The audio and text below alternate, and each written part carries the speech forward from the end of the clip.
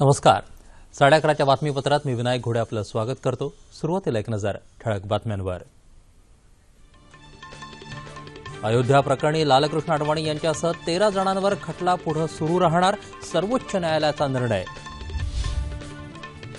H-1B visa प्रणाली अधिक कडक करण्याच्या आदेशावर अमेरिकेचे राष्ट्राध्यक्ष डोनाल्ड ट्रम्प यांची स्वाक्षरी. ऑस्ट्रेलियाकडूनही 457 व्हिसा कार्यक्रम रद्द.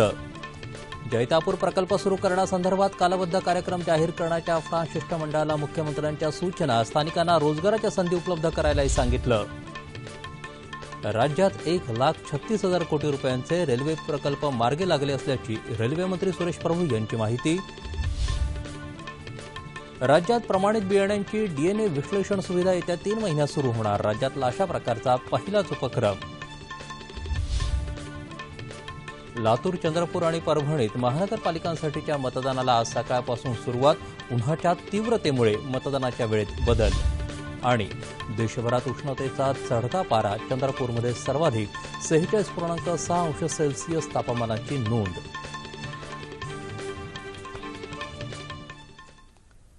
नमस्कार. आता बातम्या विस्तारानं पाहूयात.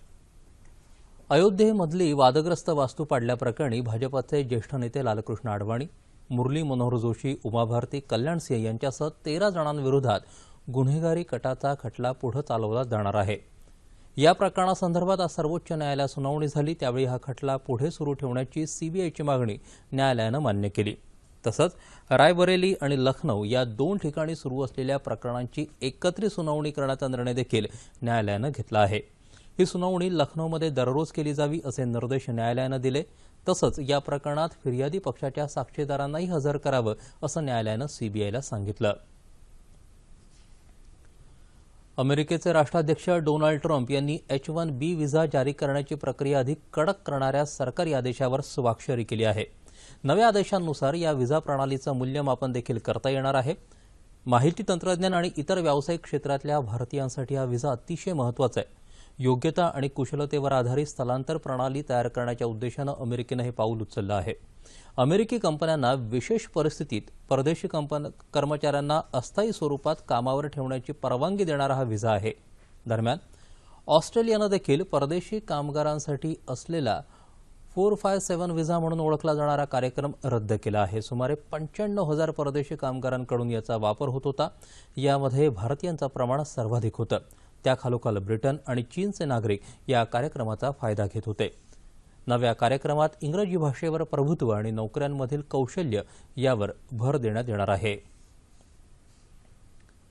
कोकणातला जैतापूर अणुऊर्जा प्रकल्प लवकरात लवकर सुरू करण्याबाबत कालबद्ध कार्यक्रम जाहीर करण्यात यावा.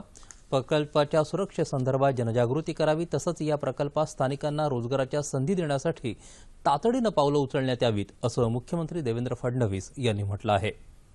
या प्रकल्पासंदर्भात चर्चा करण्याकरता फ्रान्सचे विदेश सचिव ख्रिश्चन मॅसे यांच्या नेतृत्वाखाली एका उच्चस्तरीय शिष्टमंडळानं काल मुंबईत मुख्यमंत्र्यांची भेट घेतली, तेव्हा ते बोलत होते.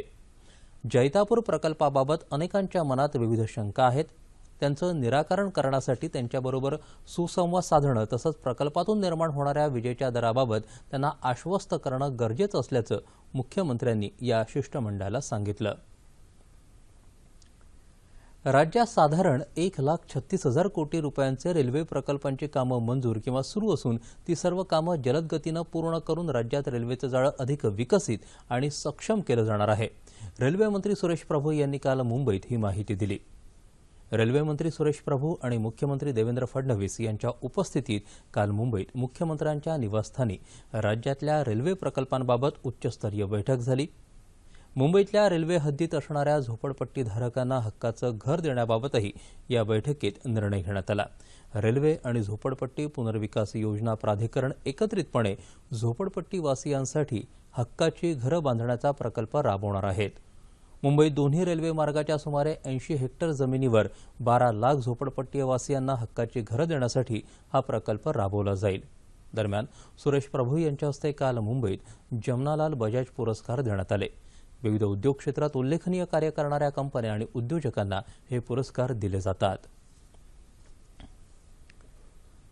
राज्यात प्रमाणित बियाण्यांची DNA विश्लेषणाची सुविधा येत्या 3 महिन्यात सुरू करण्यात येईल. राज्यातला हा पहिलाच उपक्रम ठरणार असल्याचं कृषी मंत्री पांडुरंग फुंडकर यांनी सांगितलं. मुंबईतल्या सह्याद्री अतिथीगृहात काल महाबीजच्या अधिकाऱ्यांसमवेत झालेल्या बैठकीत कृषी मंत्र्यांनी खरीपपूर्व बियाण्यांचा आढावा घेतला, त्यावेळी ते बोलत होते. डीएनए विश्लेषण सुविधा सुरू झाल्यानंतर हवामानाला उपयुक्त ठरणाऱ्या बियाण्यांची चाचपणी करणं शक्य होईल, असं कृषी मंत्र्यांनी यावेळी सांगितलं. येत्या 1 तारखेपासून महाबीजचं संपूर्ण कामकाज ऑनलाईन होईल, असंही फुंडकर म्हणाले. राज्यातल्या लातूर, चंद्रपूर आणि परभणी या 3 महानगरपालिकांसाठी मतदानाला आज सकाळी 7:30 वाजल्यापासून सुरुवात झाली. लातूरमध्ये सकाळी 11 वाजेपर्यंत सुमारे 15% मतदानाची नोंद झाली, तर परभणीत 9:30 वाजेपर्यंत 13% आणि चंद्रपूरमध्ये 10% मतदानाची नोंद झाली. राष्ट्रवादी काँग्रेसची सत्ता असलेल्या परभणी महापालिकेच्या 65 जागांसाठी 418 उमेदवार आपलं नशीब आजमावत आहेत. शहरातले 2,12,000 मतदार मतदानाचा हक्क बजावतील. कुठलाही अनुचित प्रकार घडू नये यासाठी चोख पोलीस बंदोबस्त तैनात करण्यात आला आहे. उन्हाचा वाढता पारा लक्षात घेता मतदान केंद्रांच्या बाहेर मंडप आणि पिण्याच्या पाण्याची व्यवस्था तसंच रुग्णवाहिकेची व्यवस्था प्रशासनानं केली आहे. तसंच संध्याकाळी 6:30 वाजेपर्यंत मतदान चालू राहील. काँग्रेसची सत्ता असलेल्या लातूर महापालिकेच्या 70 जागांसाठी 401 उमेदवार रिंगणात आहेत. चंद्रपूरमध्ये 66 जागांसाठी निवडणूक होत असून 460 उमेदवार रिंगणात आहेत. सध्या इथं काँग्रेसची सत्ता असून भाजपानं कडवं आव्हान उभं केलं आहे. मतमोजणी 21 एप्रिल रोजी होणार आहे. मुस्लिम समाजातल्या महिलांना त्यांच्या हक्काचं स्थान मिळावं या आणि इतर मागण्यांसाठी पुण्यात काल मुस्लिम सत्यशोधक मंडळाच्या वतीनं जिल्हाधिकारी कार्यालयासमोर आंदोलन करण्यात आलं. सध्या मुस्लिम समाजात तोंडी तलाक देण्याचं प्रमाण जास्त आहे. बहुपत्नीत्व आणि हलालामुळे या महिलांवर अन्याय होत आहे. या सर्व पद्धती सरकारनं त्वरित बंद कराव्यात, अशी मागणी यावेळी करण्यात आली. देशभरात अनेक भागात उष्णतेची तीव्र लाट कायम असून हरियाणा, तेलंगण या राज्यात तापमान 40 अंशांच्या वर राहिलं. हरियाणामध्ये 44 तर तेलंगणमध्ये 40 अंश सेल्सिअस तापमानाची नोंद झाली. उत्तर प्रदेशात बहुतेक ठिकाणी हवामान कोरडं राहिलं. छत्तीसगडमध्ये उष्णतेच्या लाटेमुळे शाळांच्या वेळेमध्ये बदल करण्यात आले आहेत. मध्य प्रदेशातही कडक उन्हाळ्यामुळे प्राथमिक शाळा बंद ठेवण्यात आल्या आहेत. दिल्लीमध्ये काल 42 अंश सेल्सिअस तापमानाची नोंद झाली. राज्यात विदर्भ, मराठवाडा, मध्य महाराष्ट्र या भागांना उन्हाचा तडाखा सहन करावा लागतोय. चंद्रपूरमध्ये काल राज्यातल्या सर्वाधिक 46.4 अंश सेल्सिअस तापमानाची नोंद झाली. त्याखालोखाल वर्ध्यात 45, नांदेडमध्ये 44.4 तर उस्मानाबादमध्ये 43.1 अंश सेल्सिअस तापमानाची नोंद झाली. कोकण वगळता राज्याच्या बहुतेक भागात तापमानानं 40शी गाठली असल्याची माहिती मुंबईतल्या हवामानशास्त्र विभागाचे संचालक VK राजू यांनी दिली. आता पाहूयात ठळक बातम्या पुन्हा एकदा. अयोध्या प्रकरणी लालकृष्ण अडवाणी यांच्यासह 13 जणांवर खटला पुढे सुरू राहणार, सर्वोच्च न्यायालयाचा निर्णय. H-1B व्हिसा प्रणाली अधिक कडक करण्याच्या आदेशावर अमेरिकेचे राष्ट्राध्यक्ष डोनाल्ड ट्रम्प यांची स्वाक्षरी. ऑस्ट्रेलियाकडूनही 457 व्हिसा कार्यक्रम रद्द.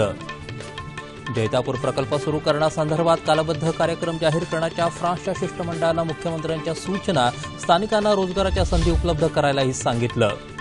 राज्यात 1,36,000 कोटी रुपयांचे रेल्वे प्रकल्प मार्गी लागले असल्याची रेल्वे मंत्री सुरेश प्रभू यांची माहिती. राज्यात प्रमाणित बियाण्यांची डीएनए विश्लेषण सुविधा येत्या 3 महिन्यात सुरू होणार. राज्यातला अशा प्रकारचा पहिलाच उपक्रम. लातूर, चंद्रपूर आणि परभणीत महानगरपालिकांसाठीच्या मतदानाला सकाळपासून सुरुवात. उन्हाच्या तीव्रतेमुळे मतदानाच्या वेळेत बदल. आणि देशभरात उष्णतेचा चढता पारा. चंद्रपूरमध्ये सर्वाधिक 46.6 अंश सेल्सिअस तापमानाची नोंद.